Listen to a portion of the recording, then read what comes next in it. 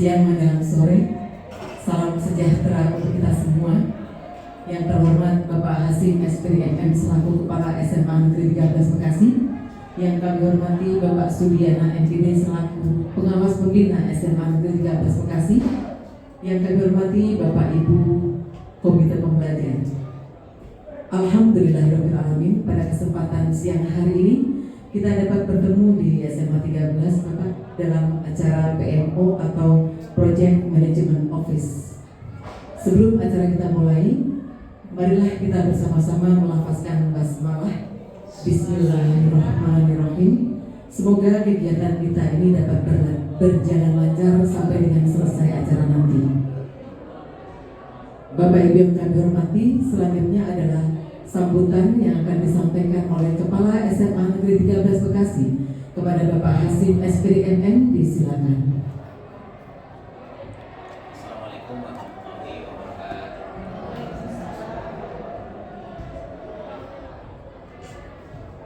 Alhamdulillah, bersyukurillah, yang saya hormati Bapak Pengawas Pembina kita, Bapak Sudiana MPD, yang saya hormati seluruh komite pembelajaran serta guru yang hadir. Alhamdulillah wa syukurillah. Tentu saja kita bersyukur atas segala nikmat dan karunia-Nya pada hari ini, siang hari ini, tanggal 30 Agustus tahun 2023. Siang hari ini kita mensyukuri atas segala nikmat itu kepada Allah, kepada Tuhan yang Maha Kuasa, yang telah melimpahkan segala karunia dan kebaikan kepada kita, nikmat yang begitu banyak dan indah, sehingga hanya hamba Allah, hamba Tuhan yang tertutup hati dan matanya lah, yang selalu tidak bersyukur atas segala nikmat itu. Bapak yang saya hormati, hari ini kita akan melaksanakan PMO. Untuk itu mohon satu, bimbingan dari Bapak Pengawas. Yang kedua adalah mohon untuk diikuti dengan seksama. Kemudian hasil PMO ini yang merupakan refleksi, evaluasi, ya, serta perencanaan pelaksanaan tentang kurikulum mereka ini ke depan dapat berjalan dengan sebaik-baiknya. Bahwa kurikulum mereka tidak saja berjalan di dalam diskusi-diskusi, tidak hanya berjalan dalam hati dan pikiran kita, tapi sejatinya harus diimplementasikan kepada seluruh pemangku kepentingan. Dengan demikian, keberhasilan sebuah pendidikan akan dirasakan. Untuk itu, nanti dalam PMO kita untuk merefleksi diri sendiri bagaimana perjalanan kurikulum merdeka ini setelah 2 tahun berjalan atau tahun kedua. Kita memang angkatan PSP yang kedua, dan kemudian nanti kita bisa menularkan dan kita melaksanakan hasil ini dan brief outputnya bahwa kurikulum merdeka ini diaplikasikan dalam Merdeka Belajar dan dalam Merdeka Mengajar, serta menghasilkan life skill, khususnya adalah profil pelajar Pancasila. Untuk itu, ya, saya mohon keikhlasan semua pemangku kepentingan, karena ini adalah bagian tugas profesi kita. Insya Allah, bahwa kita menebarkan kebaikan ini, ya, untuk anak didik bangsa ini, membekali nilai-nilai terbaik di dalam kehidupan bermasyarakat bagi anak-anak kita, kehidupan berbangsa dan bernegara. Itu adalah bagian komitmen kita sebagai warga negara, komitmen kebangsaan kita. Akan rugi pada saat kita, ya, tidak menangkap, ya, sesuatu yang baru, paradigma baru kurikulum ini menjadi sebuah realitas. Artinya, terima kasihlah dan mensyukuri bahwa Bapak Ibu sebagai bagian dari komite pelajar ini selain sebuah amanah, di sana memang ada tantangan. Dan setiap tantangan kita jawab bersama sehingga kita juga bisa mengaplikasikan. Karena kita juga harus ada diseminasi atau pengimbasan pada sekolah-sekolah yang sudah kita lakukan, itu adalah wujud nyata kebaikan. selalulah melihat kebaikan dan kemanfaatan dari upaya-upaya sekolah ini untuk sesuatu yang lebih baik. Untuk itu, ya terima kasih sekali lagi Bapak Pengawas atas bimbingan selama ini. Ke depan juga terus untuk membimbing kami. Dan juga terima kasih kepada guru-guru semua yang juga mendedikasikan pemikirannya, waktunya, energinya, gagasannya untuk SMA Negeri 13 Sampai. Saya pikir itu mengawali sambutan saya di dalam PMU ini. Terima kasih sekali lagi. Mudah-mudahan Tuhan yang Maha Kuasa Allah Subhanahu wa taala melimpahkan dan membalas kebaikan ini ya kepada kita semua. Terima kasih sekian. Assalamualaikum warahmatullahi wabarakatuh. Terima kasih Bapak Hasim atas sambutannya. Selanjutnya adalah arahan yang akan disampaikan oleh Pengawas Pembina SMA Negeri 13 Bekasi kepada Bapak Suryana MPD. Disilakan. Baik, bismillahirrahmanirrahim. Assalamualaikum warahmatullahi wabarakatuh. Selamat siang dan salam sejahtera bagi kita semua. Sampurasun. Sekali lagi Sampurasun. Ya, biar semangat Bapak dan Ibu ya. Baik, yang sama-sama kita hormati Bapak Kepala Sekolah SMA Negeri 13 yang luar biasa inovasinya sehingga SMA 13 jadi sekolah penggerak ya. Karena apa? Berkat beliau SMA 13 ini bisa ya punya predikat sekolah penggerak ya, luar biasa. Give applause. Yang saya hormati Bapak dan Ibu ya, Komite Pembelajar SMA Negeri 13 yang luar biasa semangatnya pula. Alhamdulillah kita panjatkan puji dan syukur kehadirat Allah Subhanahu wa taala di mana pada siang hari menjelang sore ini kita bisa berkumpul untuk melaksanakan PMO atau Project Management Office yang sedianya harus dilakukan minimalnya 2 bulan sekali. Begitu ya Pak Kapsek? 2 bulan sekali. Untuk apa? Kenapa kita harus melaksanakan? Karena ini adalah sekolah penggerak ya. Kita harus merefleksi apa dan bagaimana yang telah kita lakukan ya. Lalu program ke depan harus apa ya? Karena harus ada tindak lanjut. Tidak hanya evaluasi yang harus direfleksi dan ditindaklanjuti. Nah, hari ini tahun kedua ya Pak Kapsen ya. Tahun kedua yang lalu kita dipimpin ya oleh fasilitator. Namun tahun kedua ini kita diserahkan PMO-nya ke sekolah. Ya, ini alhamdulillah SMA Negeri 13 ini sudah memulainya. Karena memang diawali pada bulan Agustus ini. Memang harus nanti 2 bulan kemudian pun harus dilaksanakan lagi ya. Nanti kita refleksi apa yang telah kita laksanakan 2 bulan ke depan. Kita refleksi, evaluasi, lalu ditindaklanjut lagi Bapak dan Ibu ya. Mohon kepada Bapak dan Ibu semua komite pembelajar jangan merasa bosan dan bosan. Mari kita bersinergi ya, bergotong royong ya. Agar apa? Agar SMA Negeri 13 tambah eksis dan eksis lagi. Oleh siapa? Ya oleh pimpinan sebagai kepala sekolah, oleh Bapak Ibu semua komite pembelajar ya. Jangan sungkan-sungkan untuk ya berkarya Bapak dan Ibu ya. Pokoknya niatkan ya, tulus, ikhlas dan ridho.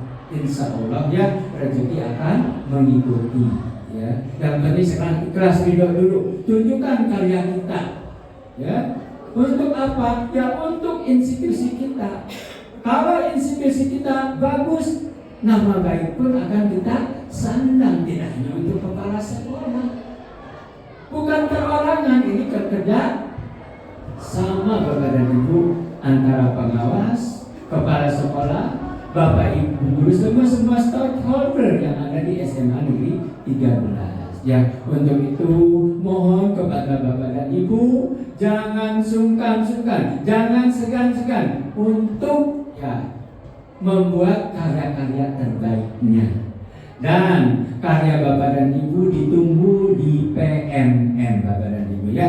Komite pembelajaran di sini sudah aktif semua di PMM-nya.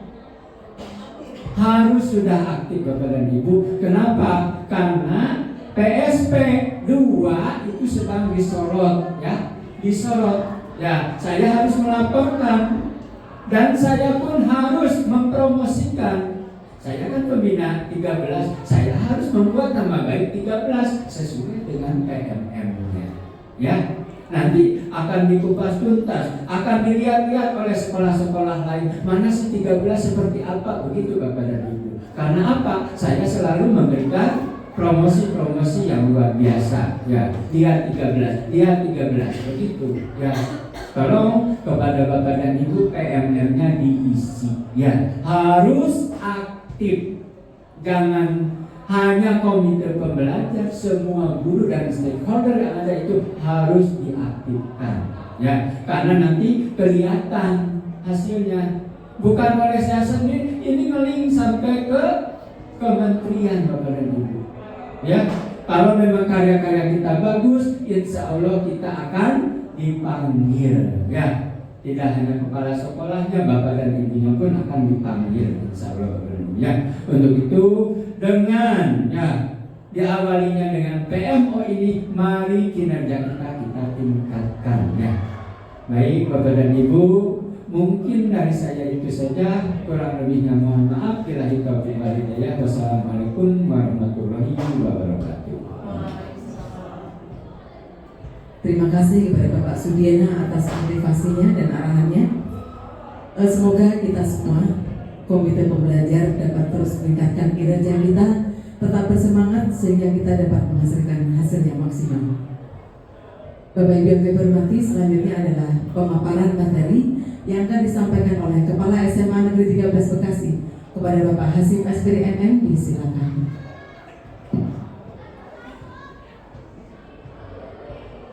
Assalamualaikum warahmatullahi wabarakatuh. Yang kedua kalinya yang saya hormati, kita akan memulai PMM. Tadi arahan dari pembina bahwa berdasarkan kita tahu berdasarkan rapor pendidikan terkait PMM kita masih merah. Untuk itu ini juga bagian dari dua laporan. Ini bagian dari tindak lanjut kami setelah itu. Jadi insya Allah besok hari Sabtu itu ada pembuatan PMM.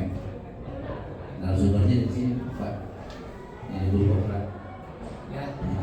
Ini beliau Bulina. Ya. Jadi Bulina mungkin akan memberikan pembuatan SDM gitu. Jadi bisa saya mungkin Bulina memang pada saat dia buka HP ada sedikit praktek yang bisa mungkin bisa. Sehingga sudah kita setting Bapak. Bapak yang saya hormati, sebagaimana kita tahu bahwa PMO ini ada bagian dari satu alur yang harus kita lalui. Kalau sudah kita lalui, maka hari baru kita laksanakan bagian dari amanah pemerintah agar kuatnya sebuah kurikulum merdeka. Bahkan kunci keberhasilan sebuah kurikulum merdeka salah satunya indikatornya adalah ada PMO. Karena dengan PMO ini kita akan mengevaluasi, akan merefleksi dan akan merancang pelaksanaan kurikulum merdeka ini ke depan seperti apa. Jadi komite pembelajar ini bagian dari sebuah think tanknya sekolah untuk mendesain sebuah pembelajaran.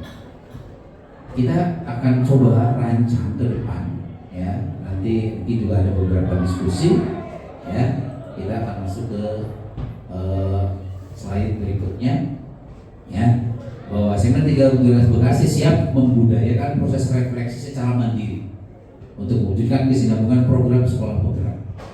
Dan yang saya hormati, keberhasilan itu bukan keberhasilan saya, Keberhasilan 13 adalah keberhasilan bersama. Saya ibaratnya adalah cuma leadernya saja, dirigennya saja. Seluruh sivitas akademika, teknik maupun guru pada saat tidak mampu digerakkan untuk mencapai cita-cita dan visi sekolah, itu akan sulit. Untuk itu kemandirian kita itu menjadi urgen dan penting. Nah, tahun kedua ini kita akan lebih mandiri karena pada saat tahun pertama kita pure memang PMO bersama fasilitator yang ditunjuk langsung ya oleh Kementerian Pendidikan dan Ristek. Nah, ini sebelumnya kita tahu bahwa sudah ada hasil pra PMO. Kita akan mengambil 2 subtopik. Kita sudah mendesain ini karena inilah yang paling urgen dan substansi dari sebuah kurikulum merdeka, sehingga nanti kita akan diskusi ke depan akan seperti apa. Nah, saya mengawali saja bahwa 2 subtopik itu adalah didasarkan pada rapat pendidikan, ya. Maka yang menjadi urgen kita adalah proyek penguatan profil pelajar Pancasila dan pembelajaran berbasis proyek. Karena sesungguhnya ujung dari PMO juga adalah memang pembelajaran berbasis proyek. Nah, saya minta masukan dulu, ya. Apakah ini akan menjadi kesepakatan kita ke depan? Karena ini harus kita tentukan. Jangan ini kemauan saya, tapi harus menjadi kemauan bersama bahwa ini yang kita tangkap sesuatu yang urgent.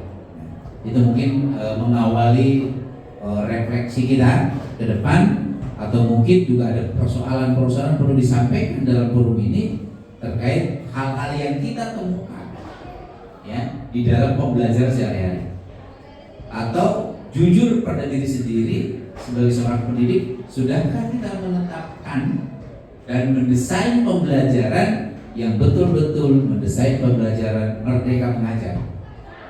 Ya, mereka mengajar ini apakah substansinya sudah dilakukan atau hanya terjebak oleh rutinitas penuntasan pembelajaran yang diinginkan oleh standar minimal sebuah kurikulum. Begitu saya berikan waktu beberapa teman-teman ya, untuk memberikan masukannya berdasarkan beberapa analisis dan masukan ini. Apakah ini menjadi ketetapan kita bersama? Itu dulu mungkin dari saya, Bu Tika, biar mic-nya diberikan kepada peserta PMO agar bisa memberikan masukan terbaik untuk ke depan apa yang mesti kita lakukan. Ini dulu mungkin dari Pak Dos, silakan Pak Dos, mungkin dari kurikulum dulu yang menjadi pusat yang kegiatan pembelajaran di sekolah. Silakan Bapak. Terima kasih Pak Kepala Sekolah sudah memberikan waktu kepada saya untuk menanggapi, untuk memberikan apa tentang 2 subtopik yang telah kita pilih pada pra PMO level sekolah yang telah kita lakukan beberapa hari yang lalu. Di mana yang pertama ini tentang proyek penguatan profil pelajar Pancasila. Kalau saya lihat di dalam sehari-hari kita di sekolah, dalam interaksi antara siswa dengan siswa, siswa dengan guru di sekolah, bahwa karakter itu sangat penting ditumbuhkan, bahkan diberdayakan di sekolah. Ya. Karena tujuan dari kurikulum merdeka itu sebenarnya lebih kepada akhlak. Ya. Dan bahkan boleh saya katakan mungkin akademisnya itu nomor 2. Yang pertama itu adalah akhlaknya. Tapi kalau saya sendiri melihat di sekolah, kalau saya lihat ketika waktu istirahat ada interaksi antara siswa dengan siswa, banyak sekali saya dengar dengan sepintas bahwa masih ada mungkin perkataan siswa mungkin dengan secara spontan atau disengaja itu masih kurang enak didengar seperti itu Pak. Jadi gimana nih supaya cara kita menghilangkan supaya anak itu bisa memilih kata atau narasi yang enak didengar telinga seperti itu. Jadi inilah yang mau kita sasar, bagaimana kita membudayakan bahwa berbicara itu misalnya siswa itu membiasakan atau tidak menggunakan kata-kata yang tidak yang telinga seperti itu Pak. Jadi menurut saya ini yang pertama ini nanti proyek penguatan profil Pancasila itu nanti lebih kita tekankan pada karakter atau budaya di sekolah seperti itu maksudnya. Terus tanggapan saya mungkin yang nomor 2 ini yaitu tentang pembelajaran berbasis proyek. Ini sih kalau saya lihat di rapor pendidikan kita, kalau kita buka rapor pendidikan kita itu ada memang masih warna merah. Itu menjadi PR kita. Salah satunya adalah di bagian numerasi, bahwa bagian numerasi siswa kita itu masih rendah di numerasi. Setelah kita telusuri itu dan dianjurkan supaya kita itu membenahi di bagian pembelajaran gurunya gitu. Jadi perlu ada pembinaan pembelajarannya, apakah harus kontekstual supaya anak itu terbiasa di pembelajaran itu melakukan apa? Mengaitkan dengan numerasi seperti itu. Jadi supaya terbiasa dikaitkan yang kehidupan sehari-hari, sehingga anak itu bisa terbiasa untuk melakukan literasi dan numerasi. Jadi maksud saya nanti kita ingin kembangkan nanti perbedaan-perbedaan untuk peningkatan di bidang praktik pembelajaran gurunya seperti itu Pak. Jadi kalau menurut saya sih sangat baik untuk kita angkat ini untuk kita tingkatkan 6 bulan ke depan. Itu Pak dari saya. Terima kasih.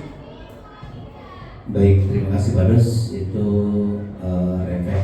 refleksi yang disampaikan oleh Pak Dus sebagai wakil bidang guru.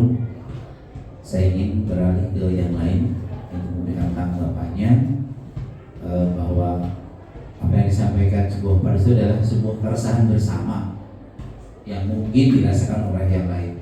Sebelum nanti kita menentukan bahwa topik ini memang pantas untuk kita usung, untuk kita perbaiki, untuk kita evaluasi dan pengawasannya ke depan lebih baik.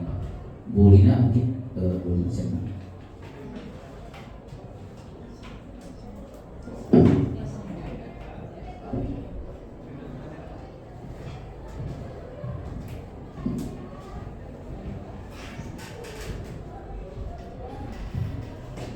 Selamat siang, Assalamualaikum warahmatullahi wabarakatuh. Menyambung dengan apa yang disampaikan oleh Pak Dos tadi terkait dengan keresahan bersama bahwa dalam fase 1 tahun kita melaksanakan kurikulum merdeka dan sudah melaksanakan 3 tema dalam proyek penguatan profil pelajar Pancasila dengan menyasar 6 dimensi ini. Tetapi harus kita akui bersama secara jujur bahwa dengan dilakukannya 3 tema ini, tetapi nilai dimensi yang kita harapkan muncul pada siswa ini belum terjadi secara maksimal. Secara konkret di lingkungan sekolah kita masih menemui siswa-siswa dengan bahasa-bahasa yang kurang sopan, kotor, dan tidak enak di telinga. Dan mereka menjadikan itu sebagai sesuatu yang biasa. Ketika itu menjadi keresahan saya sebagai guru dan teman-teman guru lainnya, beberapa kali kita ajak diskusi bersama, kenapa nggak mau mengatakan itu menjadi sesuatu yang tidak ada beban. Lalu mereka menjawab, dan mereka rata-rata menganggap itu adalah biasa-biasa saja.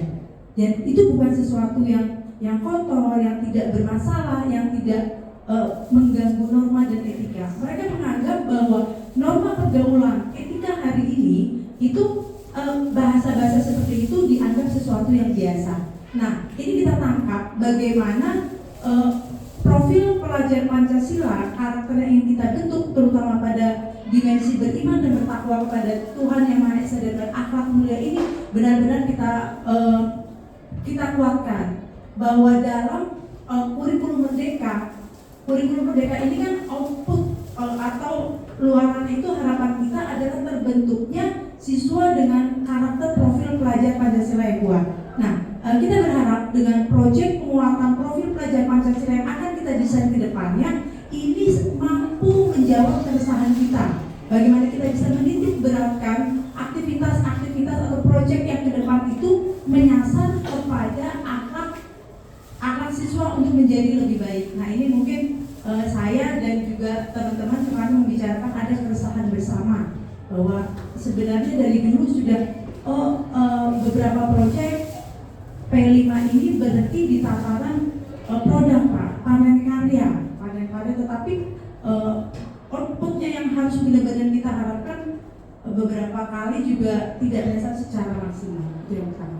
Terus kedua, pembelajaran berbasis proyek, bahwa saya sepakat bahwa pembelajaran berbasis proyek ini menjadi sesuatu yang bisa menjadi media terjadinya pembelajaran berpusat pada murid, pada siswa. Nah, dengan adanya pembelajaran berbasis proyek ini, siswa akan mengeksplor kemampuannya secara mandiri. Kita sebagai guru berfungsi sebagai fasilitator dan mediator. Dan ini saya juga sepakat untuk terus bisa dikembangkan lebih lanjut lagi sehingga bisa menjawab beberapa permasalahan-permasalahan kita pada siswa. Demikian, Pak.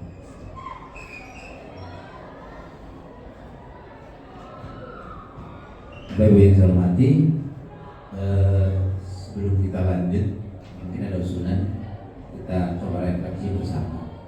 Saya sampaikan tadi yang saya garis bawahi baik dari Pak Dos maupun dari Bu Lina, bahwa perilaku siswa, dalam bahasa lain akhlak siswa, itu sejatinya memang yang menjadi tujuan pendidikan nasional.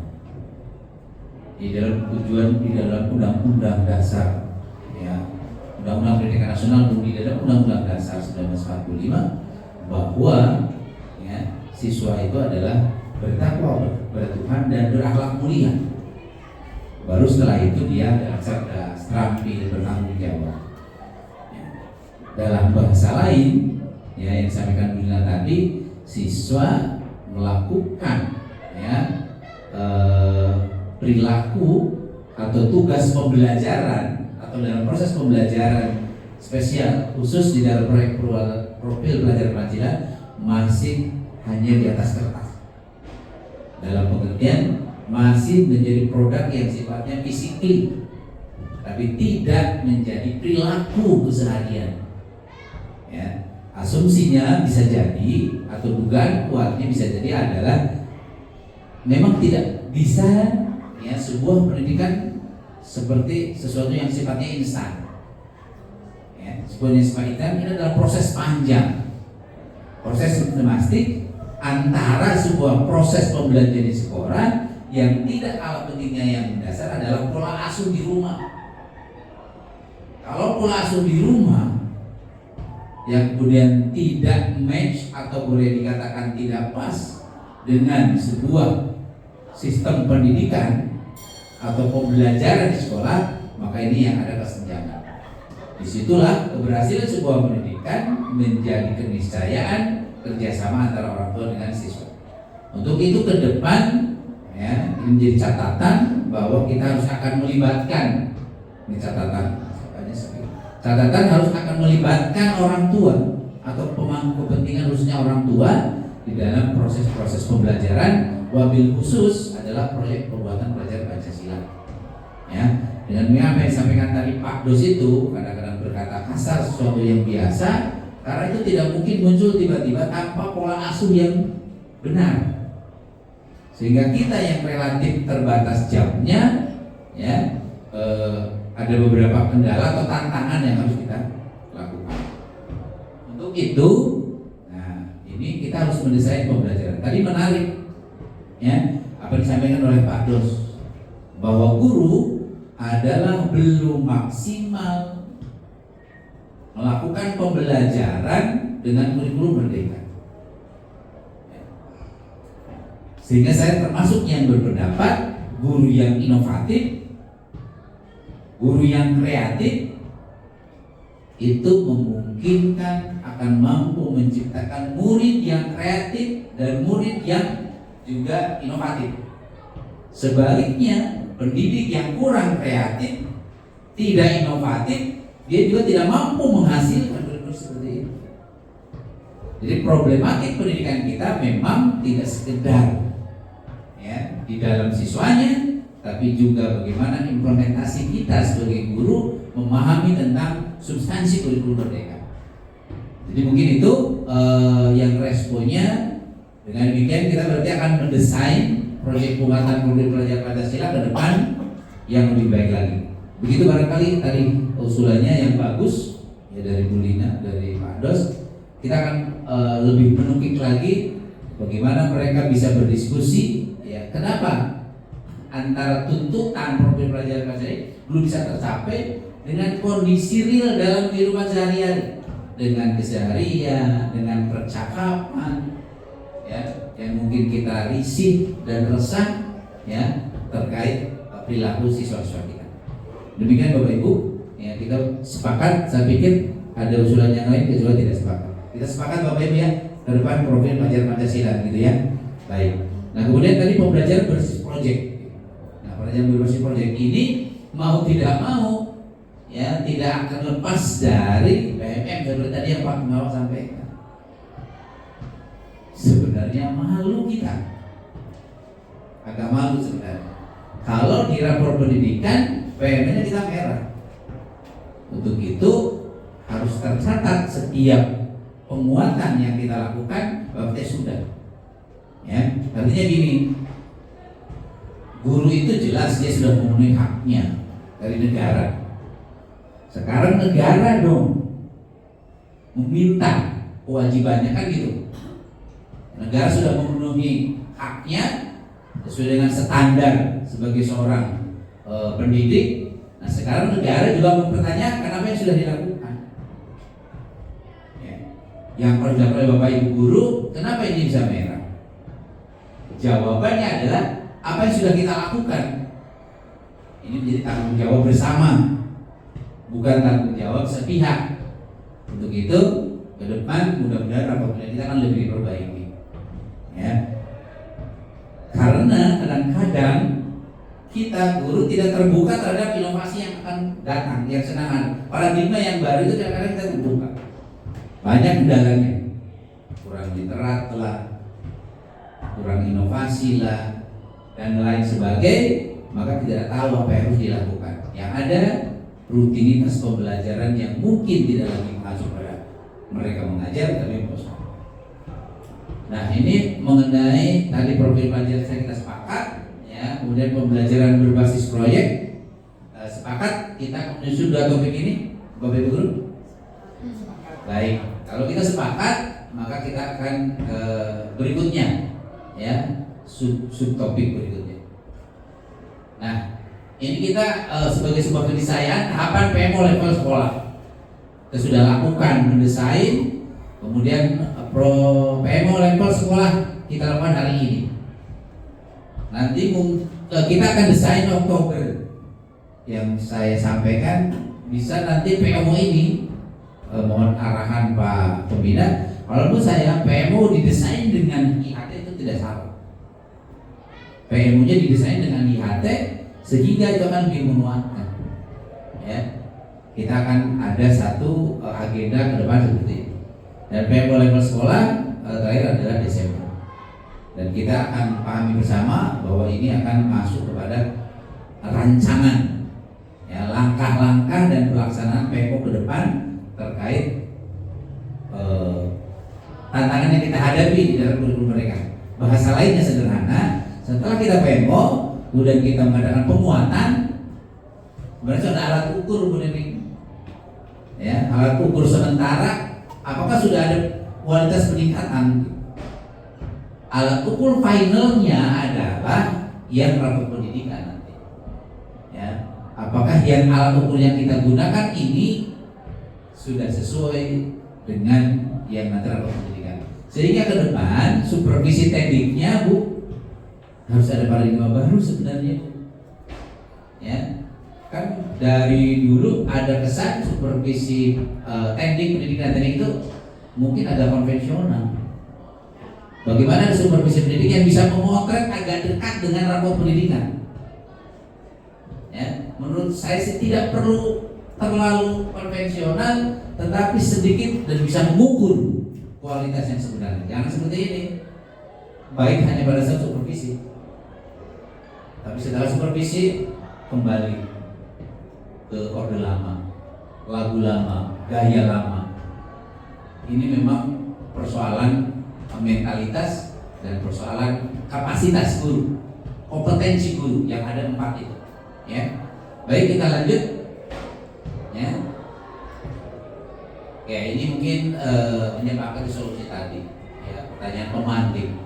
Apakah solusi dari topik tersebut sangat penting untuk dilakukan dalam waktu dekat? Ya, biar ada indikator. Saya pengen dengar suaranya Bu Niken.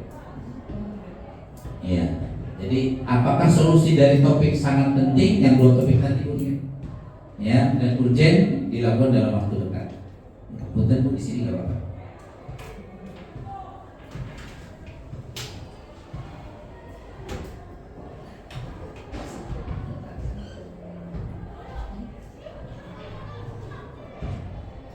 Ya baik Pak, terima kasih. Pertanyaan pemantik satu, apakah solusi dari topik tersebut sangat penting untuk dilakukan dalam waktu dekat? Ini yang berhubungan tadi disampaikan Pak Dos dan Bu Lina. Ya saya rasa penting Pak dilakukan dalam waktu dekat ini, yaitu tentang karakter siswa ya, aktor ya. Seperti itu Pak. Terima kasih Pak. Baik, kita yang kedua. Apakah langkah tersebut dapat dilakukan oleh guru dan kepala sekolah dalam 6 bulan ke depan? Ya, kita ke Bapak bersuara saja. Bu ini, kita tidak perlu nunggu 6 bulan, apa nunggu 1 tahun, apa nunggu 3 hari? Nunggu berapa hari itu sampai hari Sabtu?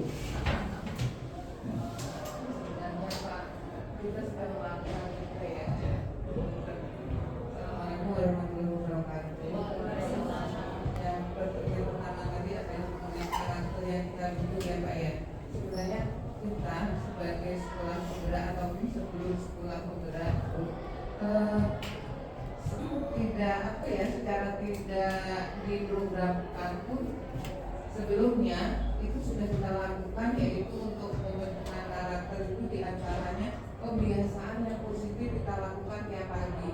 Itu pun sebenarnya bertujuan untuk membentuk karakter siswa ya. Di pembiasaan pagi itu yang kita pentingkan adalah untuk membentuk siswa karakternya bertakwa kepada Tuhan Yang Maha Esa, di mana materi tersebut sudah dipastikan kalau berhasil otomatis siswa-siswi kita akan berperilaku sebagai siswa yang bertakwa kepada Tuhan Yang Maha Esa. Implementasinya bertutur kata yang baik, kemudian melakukan ibadahnya dengan baik pula, kemudian hormat kepada guru dan teman-temannya misalkan. Nah itu tidak perlu harus 6 bulan ke depan dong. Jadi ya dalam waktu dekat, bahkan sebenarnya sudah kita lakukan Bapak. Terima kasih Bu Lumi. Wah ini Ustaz guru-guru sekalian. Jadi tadi kan profil pelajar Pancasila. Substansinya yang saya tangkap boleh dikoreksi. Sebenarnya kalau kita bicara profil pelajar Pancasila, tidak textbook terkait dengan P5 semata, gitu kan? Kalau P5 itu memang terkait dengan pembelajaran langsung yang sudah kita lakukan, doa pagi, kemudian tadarus, ya, kemudian juga sholat duha, kemudian guru-guru mendisiplinkan siswanya baik di kelas maupun di luar kelas, kemudian pembinaan siswa-siswa yang unik, yang melanggar tata tertib, sejatinya adalah bagian dari proses penguatan profil pelajar Pancasila. Ya, jadi berbagai upaya dilakukan, tapi memang bahasa sederhananya untuk menjadikan anak soleh dan solehah, bahasanya begitu, untuk menjadikan anak yang memang potret pelajaran Pancasila, ini butuh waktu yang cukup, kesabaran, kesabaran, kekuatan, bahkan sistem pendidikan yang cukup terukur. Dan kita yakini yang kita lakukan tadi, mudah-mudahan ke depan yang kita lakukan itu tentu saja akan ada ketersampaian. Kemudian yang ketiga belum menunggu 6 bulan, bahkan yang sudah kita lakukan dan sehari-hari pun kita sudah melakukan. Berikutnya, apakah langkah tersebut mendukung ketercapaian tujuan dan target sekolah dikaitkan dengan peningkatan pembelajaran peserta didik? Jawabannya iya atau tidak? Iya. Jawabannya iya. Jadi ketercapaian tujuan dan target sekolah. Kalau rapor pendidikan sebagai sebuah ukuran, rapor pendidikan itu sebagai sebuah ukuran, maka target ke depan mudah-mudahan tahun 2023 ini, kita yang tidak tahu rapor pendidikannya itu turunnya kapan, itu kan ada perbaikan. Kalau bisa jangan sampai terjadi ternyata rapor pendidikannya semakin turun, masih dalam posisi merah, apapun yang sudah kita lakukan, kita masih mungkin belum berhasil, dan kita harus mereview diri. Tadi Pak Dos menyampaikan, secara institusi cukup kita literasi kalau menurut saya, cukup literasi baca maupun tulisnya.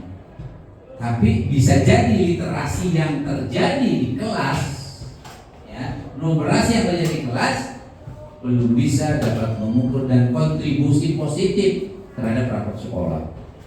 Ya, ini mungkin asumsi-asumsi yang menyebabkan tadi rapor pendidikan kita masih belum dan terus ditingkatkan. Berikutnya Pak. Nah ini, setelah sekolah mensepakati dengan mempertimbangkan 3 hal di samping tadi, ya maksudnya 3 hal tadi yang sudah kita sampaikan bersama, maka sekolah akan membuat solusi dan tindak lanjut jangka pendek selama 6 bulan yang terukur. Ya, jadi 6 bulan adalah batas waktu yang maksimal yang bisa kita lakukan, dan tadi kita sepakat kita tidak akan menunggu 6 bulan. Ya. Tindak lanjut tersebut harus dapat dijawab apa tujuan yang diharapkan dari tindak lanjut tersebut. Mungkin kita sama-sama bermusyawarah apa tujuan yang diharapkan dari tindak lanjut tersebut terhadap keresahan yang tadi yang sudah kita rasakan bersama. Ya. Apa kira-kira yang harus kita lakukan? Kemudian yang kedua, apakah akses yang harus dilakukan? Apakah indikator keberhasilan dan tindak lanjutnya? Kapan tindak lanjut tersebut akan dilakukan? Siapa saja yang terlibat dan apa peran masing-masing pihak? Siapa saja pihak yang akan dilibatkan? Pak Asep barangkali yang nomor 1 bisa memberikan sumbangsi pemikiran. Enggak.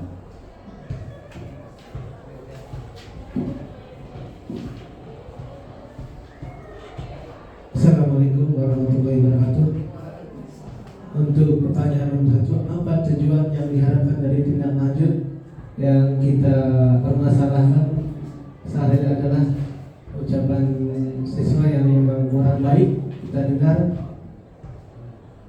dan harapannya adalah siswa tersebut tidak lagi berucap atau berkata-kata yang kurang baik seperti bahasa-bahasa yang kurang pantas, karena seharusnya seorang pelajar, ciri seorang pelajar adalah berkata yang baik. Namun untuk menuju ke sana perlu adanya tindak lanjut dari kita semua, seperti mendisiplinkan anak ketika kita mendengar hal-hal tersebut, kita langsung tegur, kita langsung ajak bicara agar tidak diulangi lagi terus dan terus menerus ketika kita menemukan hal tersebut. Mungkin itu Bapak yang untuk pertanyaan nomor 1.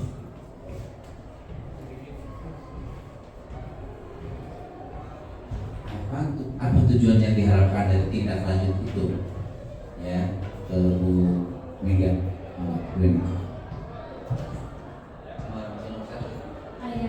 Apa tujuan yang diharapkan dari tindak lanjut ini? Jadi diharapkan kita bisa memenuhi semua kebutuhan siswa, ya, baik itu apa namanya, dari segi tadi akhlaknya, ya, kemudian dari hasil belajarnya.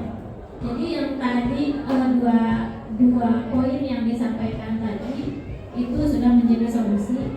Salah satunya adalah tujuannya selain untuk bisa mencapai tujuan pembelajaran, juga bisa mencapai tujuan nasional kita, yaitu siswa-siswi yang berakhlakul karimah, yang tentu saja berpusat pada profil pelajar Pancasila implementasinya. Kemudian kita aja. Jadi Bapak Ibu saya hormati, apa tujuan yang diharapkan dari tindak lanjut tersebut? Jadi berdasarkan keresahan tadi tadi apa yang disampaikan Bu Monika, bahwa tujuan diharapkan dan tindakan ini adalah menguatnya ya perilaku profil pelajar baca silakan gitu. Karena tadi adalah perilakunya tidak sesuai gitu. Anomali dengan indikator tersebut. Maka berarti tujuan yang kita harapkan adalah menguatnya ya profil pelajar Pancasila. Kalau kita sudah menguatnya profil pelajar Pancasila, otomatis itu adalah baik. Gitu kan? Dalam tataran implementasi tentunya. Ya, itu yang pertama. Kita jawab ya. Lalu kita masuk kedua. Apa aktivitas yang akan kita lakukan? Ya, berdasarkan topik tadi bahwa kita kan punya aktivitas. Bahasa lainnya sebenarnya jika juga langkah-langkah atau kegiatan apa yang mungkin dapat kita ambil ya atau kita rencanakan di dalam menjawab keresahan tersebut. Saya pikir mungkin ada yang perlu dirembuk terkait hal tersebut. Bu Rin di persidangan.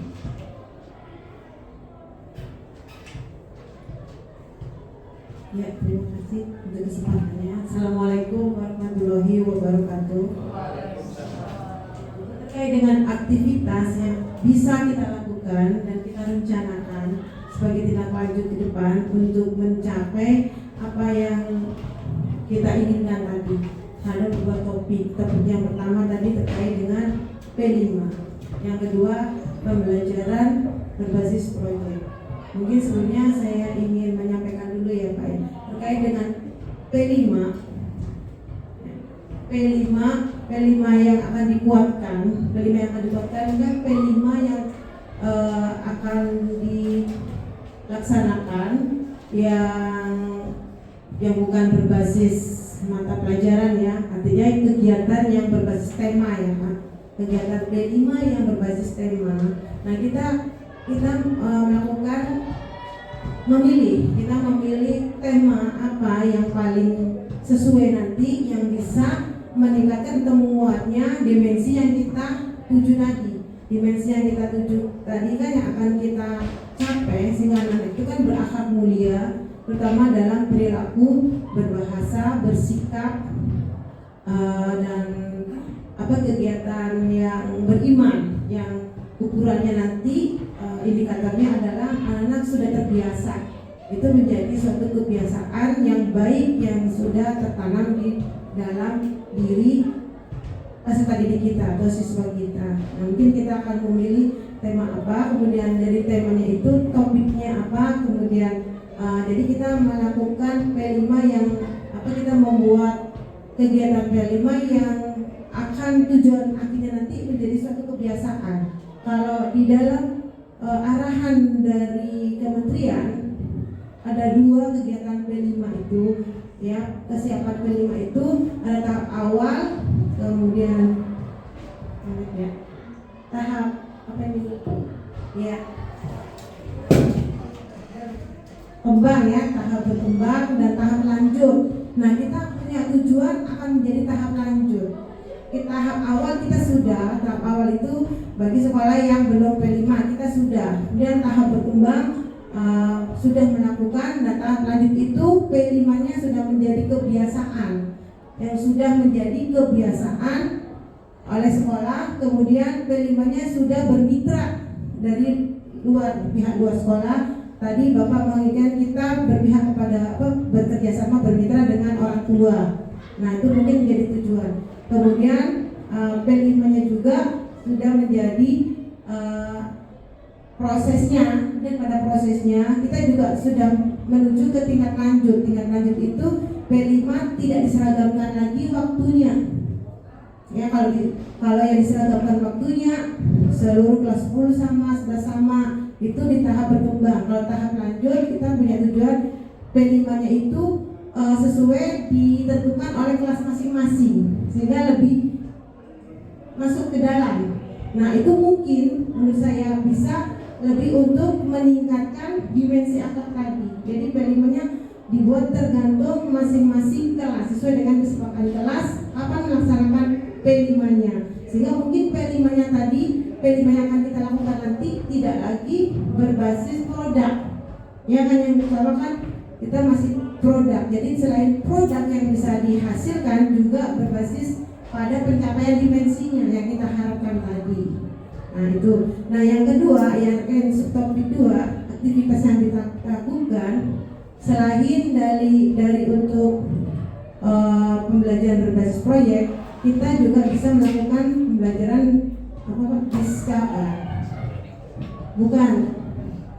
yang kolaboratif.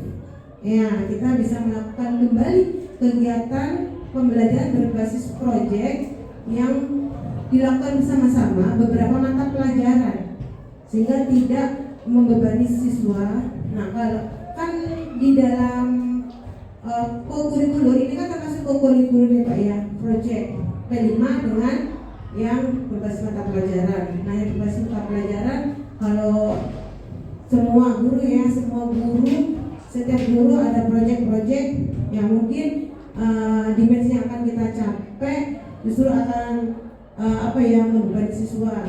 Nah, bagaimana kalau kita bisa melakukan kolaboratif?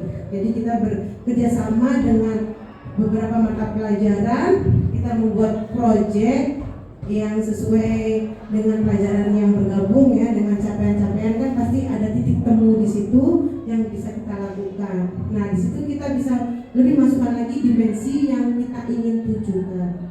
Nah, ditambah lagi kalau tingkat lanjut lagi, kolaboratif ini juga bisa bermitra dengan pihak di luar sekolah. Yang paling dekat pihak di luar sekolah adalah orang tua ya, bisa dengan orang tua atau instansi atau lembaga yang lain.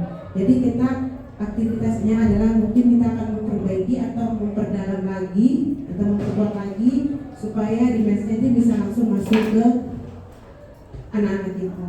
Barangkali itu Pak yang mungkin bisa saya sampaikan. Terima kasih. Assalamualaikum warahmatullahi wabarakatuh. Waalaikumsalam warahmatullahi wabarakatuh. Tadi yang disampaikan, terima kasih Bu. Tadi yang disampaikan Bu ini sebenarnya sudah agak sedikit menginjak di yang 3, ya, ini sudah melampaui sebenarnya.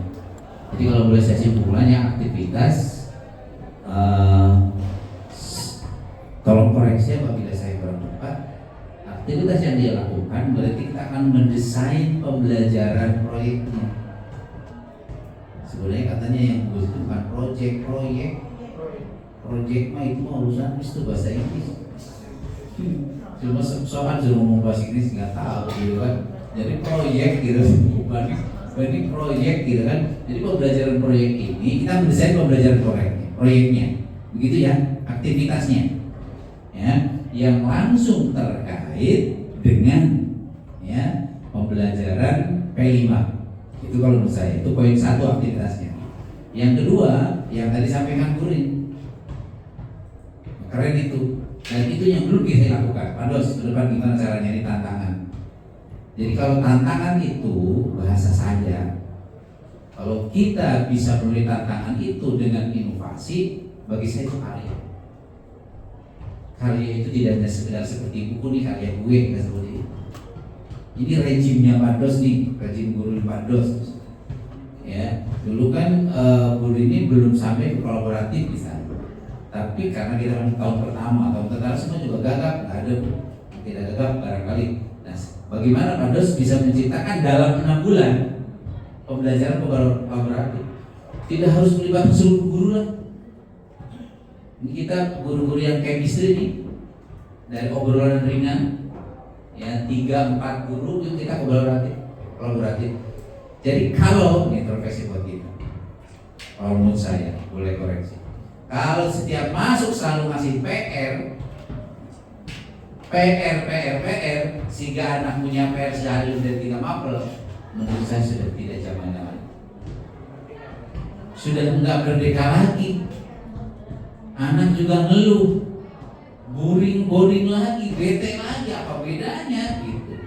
Makanya sekarang sebenarnya diberikan keleluasaan, ya. Yang absolut buat guru untuk mendesain. Bahasa mudanya gimana menciptakan pembelajaran yang paling aman itu aja. Ya. Kalau masih ada guru yang mendesain pembelajaran yang tentang ketuntasan, itu pada di bawah.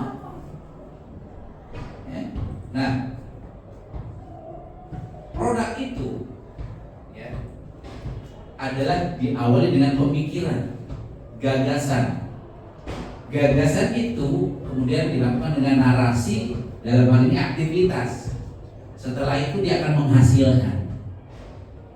Enggak mungkin sebuah produk dalam tanda kutip, ide dan gagasan yang kemudian menghasilkan produk tanpa sebuah gagasan dan pemikiran. Bagaimana dia tahu kalau tidak literat? Nah itu yang pertama. Yang ketiga. Jadi tadi kan yang pertama adalah satu, mendesain pembelajaran proyek. Kedua, pembelajaran kolaboratif kalau menurut saya. Yang ketiga, menurut saya, coba koreksi, ya, sebuah pembelajaran, ya, penguatan pendidikan karakter di luar kaitannya dengan tema P5-nya. Ya, jadi perilaku siswa sehari-hari, pembinaan sehari-hari, penguatan karakter sehari-hari, ya, yang kita lakukan setiap hari, aktivitas pagi, ya, ini kesiswaan. Urin selama di sini mungkin kuping saya nggak bagus kali. Harusnya pagi itu harus menyanyikan lagu Indonesia Raya. Karena faktanya, interupsi dulu, korupsi itu tidak harus korupsi yang banyak. Tiap hari datang terlambat ke ruang kelas karena tidak ngapa-ngapain, itu juga bagian dari korupsi. Untuk itu harusnya pagi-pagi dari SON lagu Indonesia Raya. Karena guru-guru tidak siap untuk memimpin lagu Indonesia Raya. Itu ada Permendikbudnya, jangan lupa. Dari SON saja semua berdiri menyanyikan lagu setelah kegiatan dari sana. Aturannya di dalam Permendikbud, sebelum pulang ditutup dengan lagu wajib nasional lainnya atau lagu daerah. Itu yang berdiri jalan. Jadi program belajar Pancasila betul tadi masih dalam tataran apa ya, narasi barangkali ya, apa dos mudanya. Jadi di atas kertas gitu. Ya. Untuk itu bagaimana program Pancasila menjadi sebuah kultur dan budaya. Karena penciptaan budaya itu memang didasarkan pada pembiasaan, dan pembiasaan itu bukan berlangsung sehari, 2 hari, 2 bulan, sebulan. Jadi menurut saya ada 3 tadi poinnya. Ya, penguatan pendidikan karakter, ya, yang dilakukan setiap hari. Begitu sepertinya yang bisa kita simpulkan, kecuali ada tambahan lain di dalam apa aktivitas yang akan dilakukan. Oke, kita lanjut. Apa indikator keberhasilan dan tindak lanjutnya? Indikator keberhasilan tadi Burin sudah menyampaikan ya. Saya lupa tadi. Apa tadi Burin tadi kan sudah masuk. Dengerin kan? Tapi sudah menyentuh Burin. Tadi indikatornya tadi kan Burin apa ya? Apabila sudah anak-anak itu sudah berbudaya, kalau menurut saya sudah tidak terdengar lagi kata-kata yang tidak enak didengar itu. Jadi bahkan kita sudah mendengar kata-kata yang indah setiap harinya dari guru, tata keramanya, jadi guru ada 3S-nya.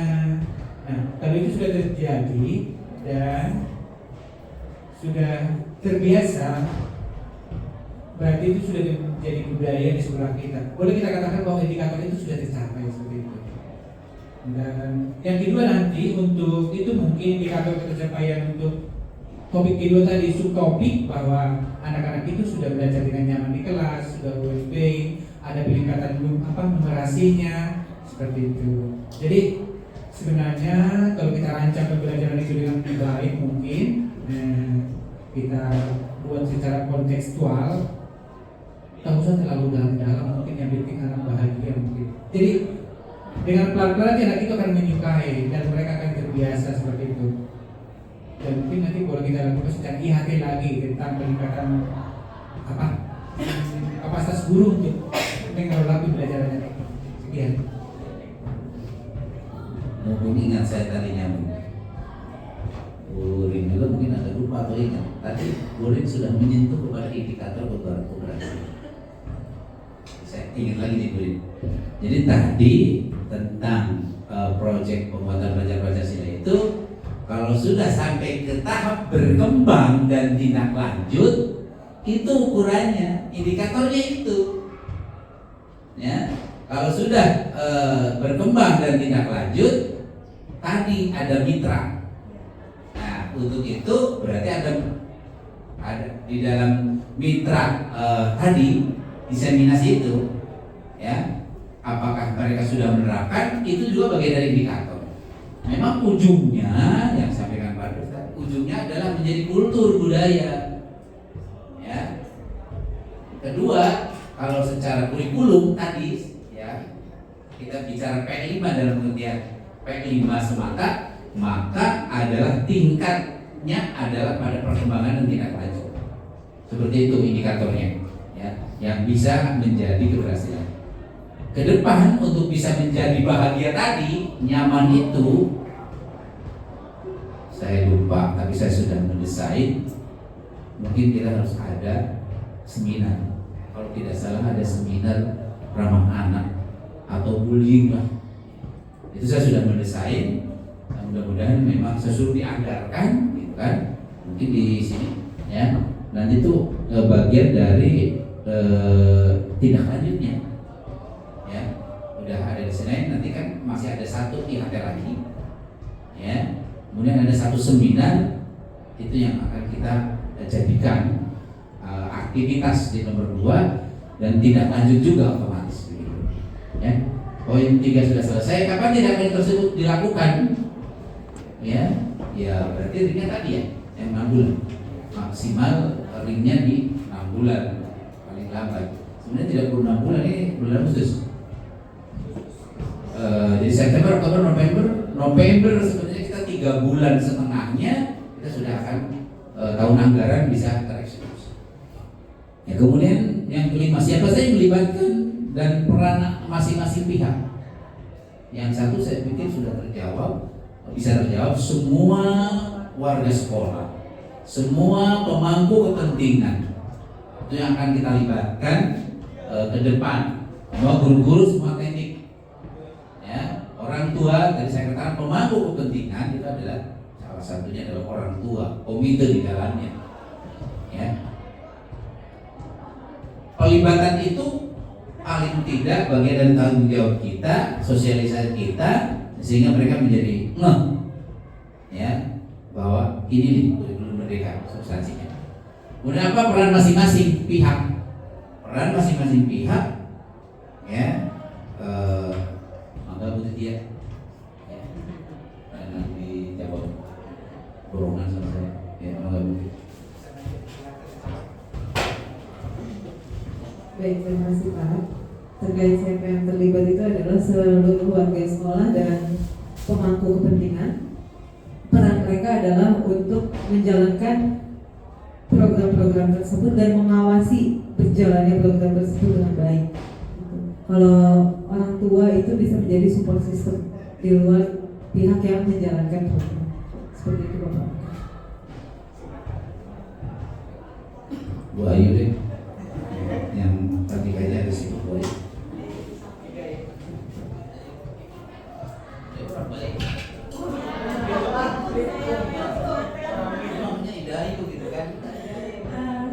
Assalamualaikum warahmatullahi wabarakatuh. Siapa saja yang terlibat dan apa peran masing-masing pihak? Seperti yang Bapak sampaikan, seluruh warga sekolah dan orang tua sebagai tadi ya support system untuk mendorong anaknya gitu Bapak. Baca mungkin Pak. Ingat, padat dan cepat. Siapa yang terlibat tadi sudah tahu. Kemudian apa yang peran masing-masing?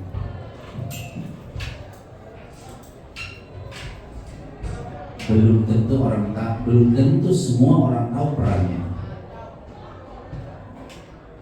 Contoh, pendidik, dia tahu sebagai pendidik, dia tahu ngajar. Pertanyaan substansinya, sudahkah dia memerankan diri sebagai seorang guru, sebagai seorang pendidik yang sebenarnya? Jangan-jangan hanya sekedar absen, kasih materi, selesai, finish, pulang. Ya, absen di rumah. Enggak, itu nggak paham peran. Kenapa? Karena orang yang tidak memahami peran itu yang berbahaya. Artinya tidak tahu perannya, maka dia tidak dapat melaksanakan tupoksinya, kan gitu. Ya, kan sebenarnya peran guru adalah yang 5 itu. Ya, merencanakan, mengajar, melatih, membimbing, mengevaluasi, kan gitu. Kalau itu tidak dilakukan, berarti dia tidak paham perannya. Ya, 1 semester adakan penilaian bisanya 1 tahun. Kemudian guru hanya menilai berdasarkan penilaian harian, tidak ada penilaian proses. Ya, dulu namanya penilaian proses penilaian apa?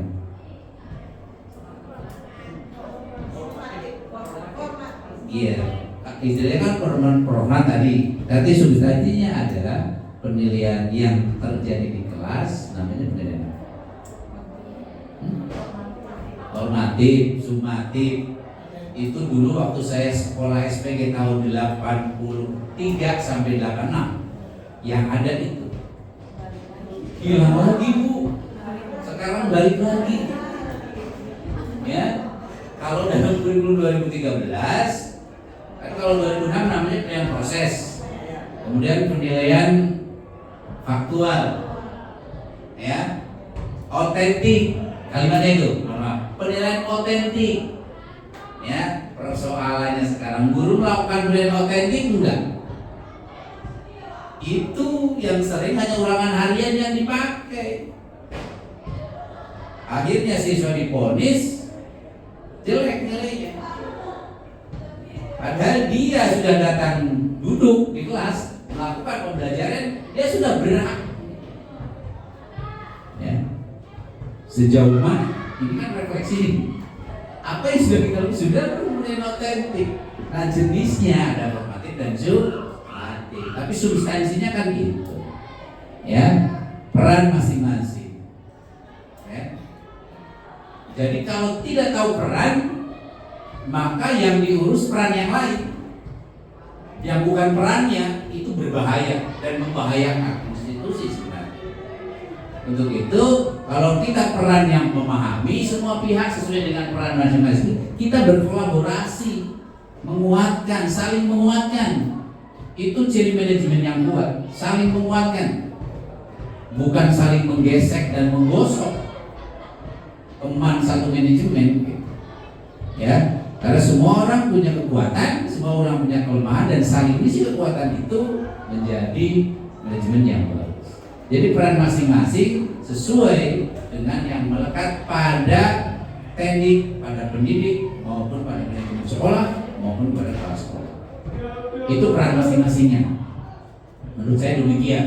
Ya. Tugas tambahan, ya, wakil kepala sekolah, pembantu kepala sekolah atau staf, dia tahu perannya, dia melaksanakan dengan baik, dia berarti adalah melakukan perannya dengan baik. Oke, yang 6 cukup ya, nomor 5. Ya, siapa saja ya pihak yang akan dilibatkan? Kalau sebenarnya pertanyaannya siapa aja yang dilibatkan? Semua pihak ya yang terkait dengan pemangku kepentingan. Kalau dalam bahasa orang stakeholder gitu lah. Cuma saya khawatir bahasa Inggris saya nggak bagus, jadi saya pakai kata pemangku kepentingan, lebih ke Indonesia aja Indonesia. Ya. Itu pemangku kepentingan sekolah, ya, mulai guru, kemudian pendidik, teknik, ya, kemudian juga orang tua, ya, masyarakat. Padahal profesinya sebagai apa? Sebagai pendidik. Untung ada jawabannya yang benar. Saya guru. Ya, jadi di dalam sertifikat pendidik tugasnya adalah sertifikat pendidik, bukan sertifikat guru. Jadi profesi itu pendidik. Jadi kalau tugas yang melekat pada kita minta honor harusnya malu. penguatan karakter misalnya, itu udah ya. Sebenarnya itu yang melekat, makanya negara mengalokasikan dana bagi seorang pendidik. Selamat yang sudah berpikir. Ada 5 orang ya. Selalulah melihat kelebihan orang lain dengan pencapaian. 1. Kedua, kalau orang hanya melihat sisi kelemahan ya dari sebuah proses ini ya, maka harus berubah paradigmanya, melihat kekuatan dan kelebihan. Keberhasilan sendiri pada hakikatnya adalah keberhasilan semua pihak, orang yang ada di sekitar kita dan orang-orang yang kita cintai. Ya, termasuk siapa yang dilibatkan, itu sebenarnya adalah stakeholder itu atau pemangku kepentingan itu adalah sebenarnya orang-orang yang kita cintai yang memang bersinggungan dengan kita. Gak ada orang yang berhasil sendiri. Ya, ini tindak lanjut yang harus kita jawab ke depan dan kita bisa. Dan sebenarnya 13 bisa, tidak mungkin tidak bisa. Ya, kalau indikatornya sederhana, kalau yang CGP itu adalah banyak, itu ukuran sederhananya, artinya bisa. Dibandingkan sekolah lain yang mungkin sedikit, berarti sebenarnya kemampuannya kita bisa di atas mereka. Tinggal kualitas dirinya saja harus diperhatikan. Ada lagi hasil kesepakatan. Ya, hasil kesepakatan berarti harus notulenkan. Tapi sebelum sampai ke hasil kesepakatan, ya mungkin ada hal-hal yang perlu disampaikan, yang ada yang tercecer tadi, ya sehingga menjadi koreksi bersama. Di antara kita tidak ada yang lebih pintar, tidak ada yang lebih hebat, karena kita meyakini sebuah filosofis lama, ya bahwa padi itu makin berisi makin menunduk. Jadi kalau pada semakin banyak kurikulum yang pengertian pemahaman kurikulum merdeka makin banyak, begitu banyak pengetahuan yang belum kita dapat. Tapi baru bisa sedikit merasa pintar, ya berarti kita harus terus banyak belajar. Sebelum kita hasil kesepakatannya kita bacakan beberapa poin tadi, mungkin ada beberapa yang ingin disampaikan. Masih ada waktu yang tersisa terkait materi atau waktu pada saat PMO ini, ya itu mungkin beberapa hal yang perlu kita sampaikan, kita bahas bersama. Ya, mungkin ada yang tercecer, ya, mungkin ada penguatan lain, ya yang perlu kita sampaikan. Silakan dipersilakan, ya mantap.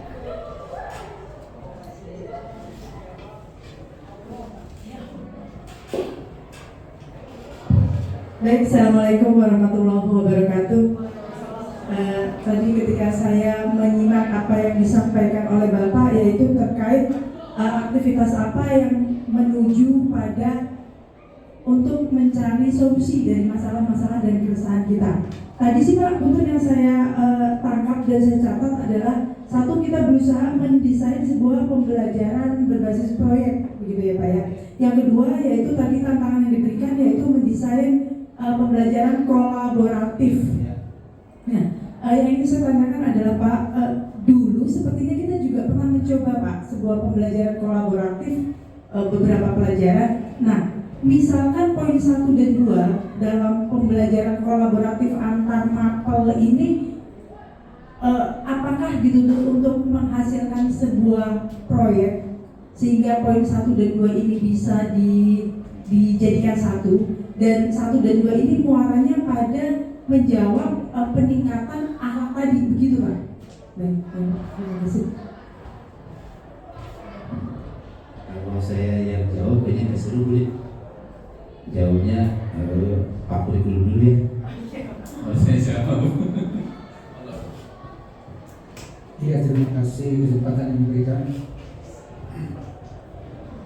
Atas pertanyaan dari Bu Lina, Ibu Guru,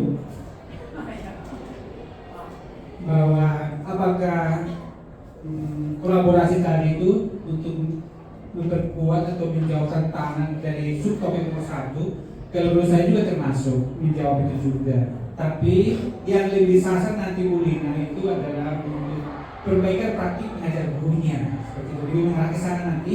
Jadi proyek-proyeknya itu lebih mengarah untuk siswa supaya lebih tertarik dulu untuk pembelajarannya, supaya siswa sedang belajar dulu. Jadi proyeknya itu proyek untuk praktik baik guru dalam mengajar, lebih mengarah ke sana.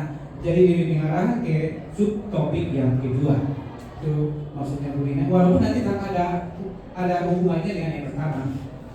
Nah, terus sekaligus dari saya mungkin tambahan Bapak tentang pelaksanaan P5, mungkin nanti selama ini belum kita libatkan itu orang tua atau narasumber. Mungkin nanti setiap P5 nanti boleh kita undang orang tua siapa yang siap sebagai narasumbernya, atau dari instansi luar yang bisa merelakan waktunya untuk sebagai narasumber kita supaya menguatkan apa kita itu. Gitu. Mungkin anak-anak lebih tertarik kalau narasumber itu dari luar daripada Pak Dos terus lagi narasumber dari mungkin kurang itu. Terima kasih Pak. Baik, murid tadi menjawab kolaboratif karena dari murid tadi pertama kali. Ya, jadi ujung dari pembelajaran kolaboratif itu akan seperti apa? Apakah harus produk atau tidak, gitu kan? Harus project atau tidak? Proyek ini maksudnya pembelajaran kolaboratif yang menghasilkan produk itu apakah untuk menjawab kesannya apakah? Ya, terima kasih. Mungkin gini ya, untuk yang di kurikulum Merdeka itu kan memang kurikulernya proyeknya ada 2 ya, khusus yang P5 berbasis tema dan yang proyek berbasis mata pelajaran. Nah tadi kita menginginkan ada proyek yang berbasis mata pelajaran itu berkolaborasi dengan beberapa mata pelajaran. Nah di situ untuk bagaimana kita mendesainnya supaya bisa tercapai dimensinya, kan tetap muaranya di 6 dimensi tadi, tetap mencapai muara 6 dimensi tadi, sehingga kalau akan menghasilkan produk itu pasti karena kegiatan yang proyeknya yang proyek. Nah proyeknya itu kan produknya bisa bermacam-macam, proyeknya hasil proyeknya nanti kan kalau tergantung desain pembelajarannya, misalkan nanti akan menghasilkan suatu produk atau menghasilkan suatu gagasan atau konsep. Misalkan proyeknya contoh ya, pada saat itu kan ada yang membuat pernah kita berkolaborasi antara kewirausahaan, biologi dengan mata pelajaran bahasa Jepang. Nah, misalkan di situ kan kalau berkolaborasi dengan mata pelajaran itu sudah kita menanamkan gotong royong. Ya, kita menanamkan bergotong royong. Ya, berkolaborasi itu kan, ya kita bergotong royong bagaimana dengan ketiga mata pelajaran ini bisa bekerja sama. Kita sudah mengajarkan ke anak bagaimana bekerja sama, dimensinya gotong royong. Kemudian di situ kan kalau di situ hasilnya nanti adalah suatu produk, contohnya kita membuat sushi. Kalau seperti itu ya, membuat makanan sushi. Nah, di situ kan dari kewirausahaannya adalah bagaimana memasarkan, bagaimana membuat produk yang bagus, yang kekinian. Nah, dari segi biologinya, bagaimana membuat makanan sushi yang sehat sesuai dengan nutrien yang terkandung di dalamnya. Dan bahasa Jepangnya kan bagaimana budaya Jepangnya dipelajarin juga. Nah, di situ kan juga kita menanamkan dimensi kreatif. Kemudian satu lagi yang bernalar kritis. Nah, kemudian dimensi yang akhlak yang lainnya kan saat bekerja sama kan berarti saling menghargai, harus saling menghargai. Termasuk gurunya juga harus berdimensi itu kan. Nah, kan kita bergabung, gurunya juga akan berdimensi juga mengajarkan kita menghargai orang, bekerja sama, prakmulia. Berarti kan pada saat kita berdiskusi kita juga berbicara yang baik kan, tidak saling ngotot, ini dan sebagainya. Nah, di situ mungkin menghasilkan satu produk. Bisa juga kalau pembelajarannya misalkan dari pelajaran sosiologi ya, dari kalau anak yang A1 ya, yang kalau kita kelas 11 ya, beranjak ke kelas 11 kan di situ ada anaknya sosiologi, ekonomi. Nah mungkin hasilnya bukan sebuah produk seperti jus atau makanan, tapi suatu gagasan. Ya, suatu gagasan, dia melakukan penelitian, beriset, melakukan suatu riset yang dekat sana, mungkin daerah sini, ya, melakukan suatu riset, sehingga riset itu menghasilkan suatu gagasan atau konsep. Nah kan hasilnya sebuah penelitian, nanti dia menghasilkan gagasan apa, mungkin di tema kearifan lokal, ya, di tema kearifan lokal dia meneliti sosiologinya di sini sama ekonomi. Contohnya apa, budaya yang masih ada di Kota Bekasi, budaya asli, ya, bagaimana makanannya, komunitasnya, kemudian berperilakunya, ya kan, seperti yang sering kita lihat ya di Ciketing atau di kampung kan masih ada, kalau ada keluarga yang punya kegiatan kan ada istilah apa ya, saya juga kurang paham, tapi kita pernah dengar ceritanya apa namanya, nyorok atau apa, nah itu kan bisa ya. Nah di situ kan juga belajar. Nah itu kita harapkan dimensi-dimensi itu tercapai. Jadi tidak harus proyek itu kan tidak harus berupa produk yang ini ya, bisa sebuah gagasan, bisa sebuah konsep atau apa, sehingga nanti bisa ditindaklanjuti lebih lanjut. Nah kemudian untuk yang P5-nya, nah kita mendesain kegiatan P5 berbasis temanya itu juga mungkin mengarahnya ke sana. Tidak hanya sekedar kita memamerkan, ya memamerkan contoh kemarin kita gaya hidup kita hanya memamerkan, enggak kan apa namanya vertical garden, tapi ternyata kan dimensinya nggak tercapai, anak-anak digeletak aja udah, nanti kan ngerasa oh hanya sebuah produk, anak-anak belum terbiasa, yang apa memungut sampah, desanya belum, kemudian memelihara, harusnya kan harapan kita tujuannya kemarin kan itu berkelanjutan ya, anak-anak terus memelihara sehingga menjadi sebuah tanaman yang hidup, malah tanamannya kan mati. Berarti kan dimensi untuk akhlaknya kan belum, akhlak pada lingkungan ya, bagaimana bersikap berakhlak terhadap lingkungan sekolah, untuk memelihara lingkungan sekolah kan masyarakat itu kan belum. Jadi kita gimana caranya nanti mendesainnya lebih spesifik lagi, lebih ke bukannya sekedar produknya yang nanti kita hasilkan, tapi gimana anak itu memiliki profil pelajar Pancasila tadi. Dan ini memang nggak mudah ya, luar biasa sulit. Tapi kita kalau komit, kita tetap terus mau berjuang, ya semoga harapan itu bisa kita capai. Tepuk tangan buat Rindu. Tadi kalau bilang ini memang sulitnya dimakan. Menjadi kalimat ini sebuah tantangan. Karena kalau sudah sulit, pasti jadi sulit. Kalau sebuah tantangan, maka kita menjawab begitu. Ya. Jadi sebenarnya pembelajaran kolaborasi ini bukan hanya ada di guru Merdeka. Cuma guru-guru punya ego sektoral. Ya, gua udah guru ekonomi sekian puluh tahun, gua senior, gua pinter, ya, jadi nggak perlu tuh kolaborasi. Jadi kalau gua ngajar di kelas, semua anak-anak diam dan perhatikan, gua berhasil.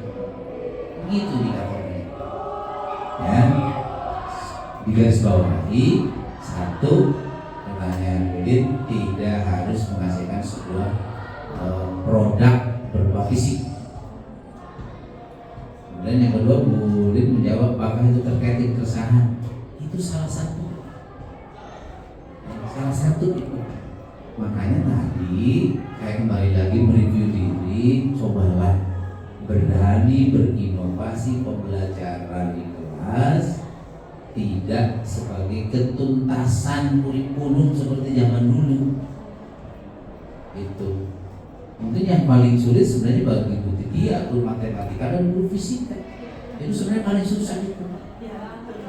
Terus terang saja, walaupun saya guru matematika, kalau dulu dalam kurikulum 2013 kan pertamanya harus ada 5M gitu kan. Gak mungkin anak menemukan sendiri kan, gak mungkin.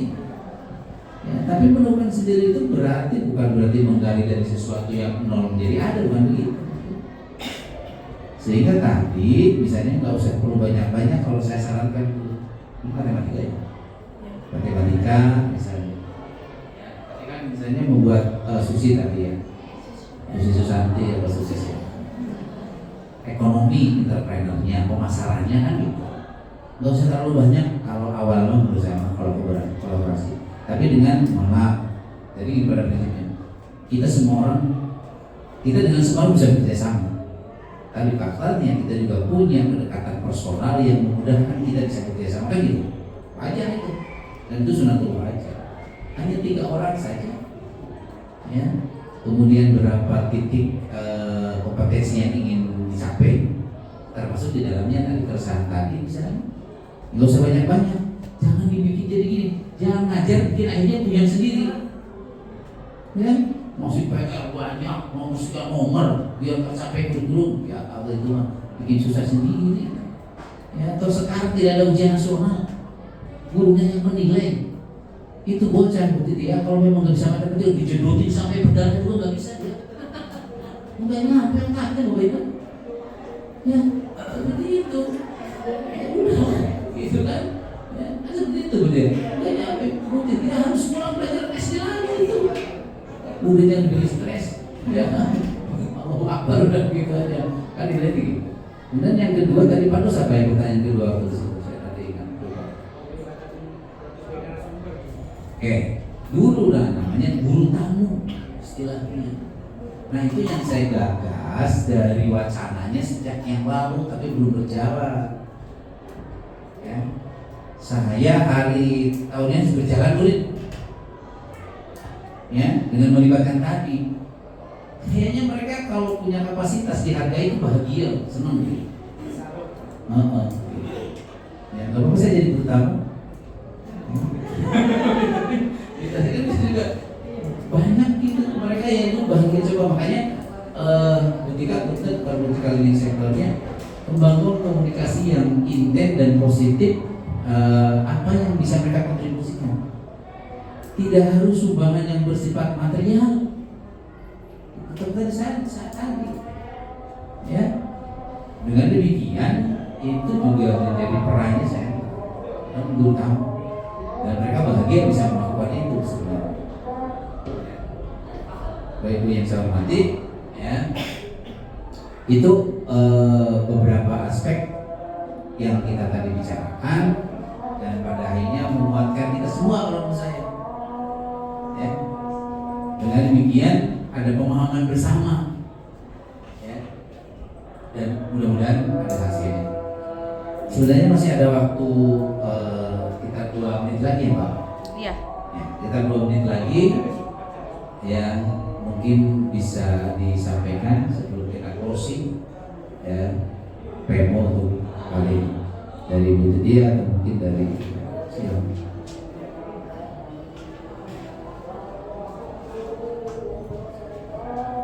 Baik Bapak Ibu, izin menyampaikan hasil diskusi kita dalam PMO pada sore hari ini.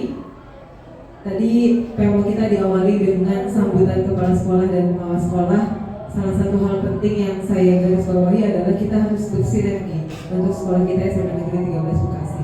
Dengan adanya PMO ini, kinerja kita harus lebih ditingkatkan lagi ke depannya. Tadi PMO kita diawali dengan refleksi permasalahan di sekolah kita. Yang pertama adalah siswa masih terlihat berkata kasar, berkata tidak sopan dengan teman maupun dengan guru. Artinya dimensi belajar Pancasila tidak muncul walaupun kegiatan P5 sudah dilakukan sebanyak 3 kali di sekolah kita. Yang kedua adalah pembelajaran berbasis proyek masih kurang diterapkan oleh guru-guru kita di sekolah.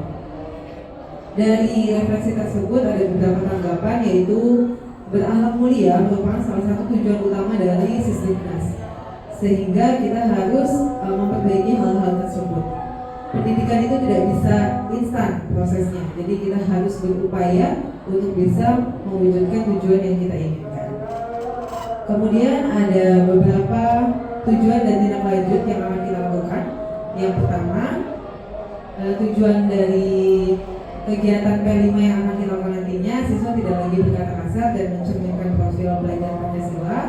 kemudian aktivitas atau kegiatan atau langkah-langkah yang harus dilakukan itu bisa dengan kegiatan P5 dengan berbasis tema. Persiapannya mulai dari tahap awal, tahap berkembang sampai tahap lanjut. Nah, aktivitas lain yang bisa dilakukan yaitu kita mendesain pembelajaran proyek, pembelajaran kolaboratif, kemudian penguatan pendidikan karakter.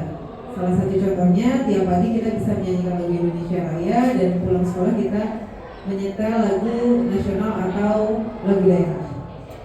Kemudian indikator keberhasilan adalah sudah well-being, anak-anak sudah bahagia ketika belajar di sekolah kita, lalu numerasinya juga meningkat.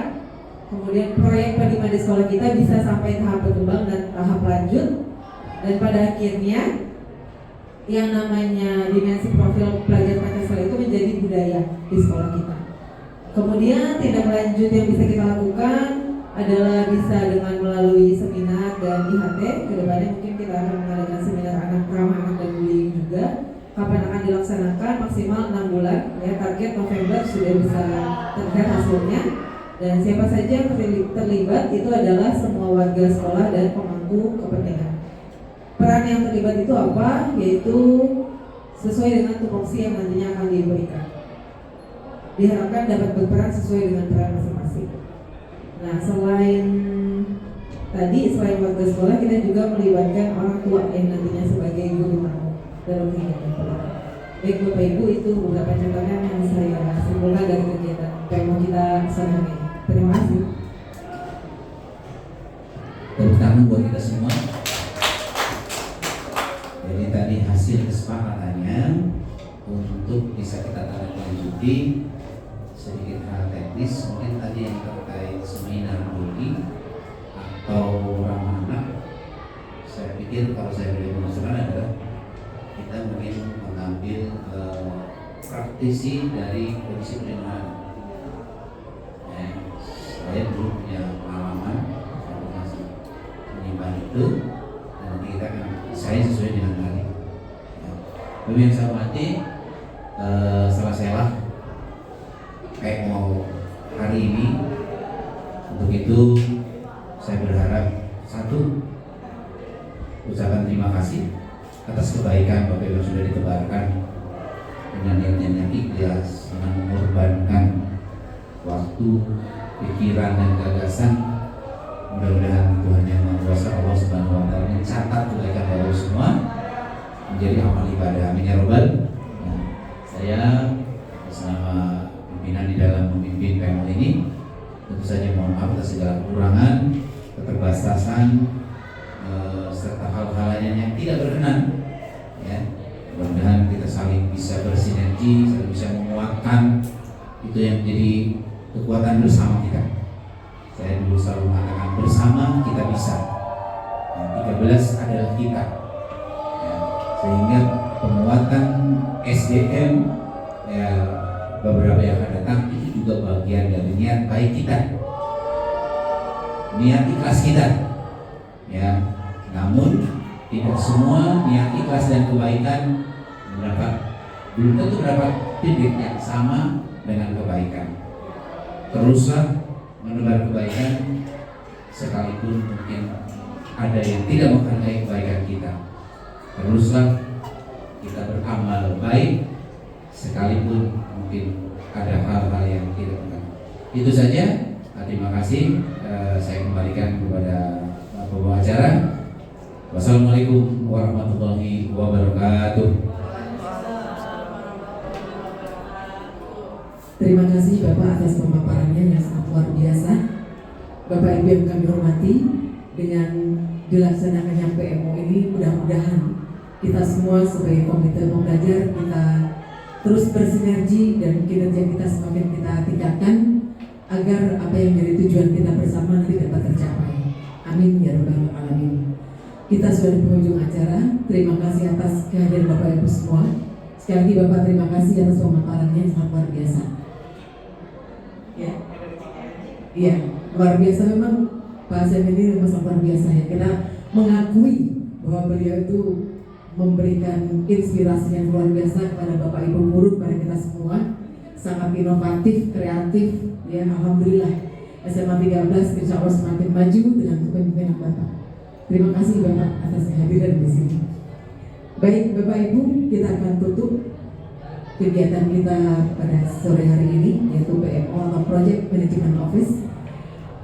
Kita akan bertemu lagi dalam kegiatan yang akan datang, mudah-mudahan, dan apa yang menjadi ikhtiar kita, usaha kita dapat tercapai. Mohon maaf apabila ada hal-hal yang berkenan. Billahi taufiq wal hidayah. Wassalamualaikum warahmatullahi wabarakatuh.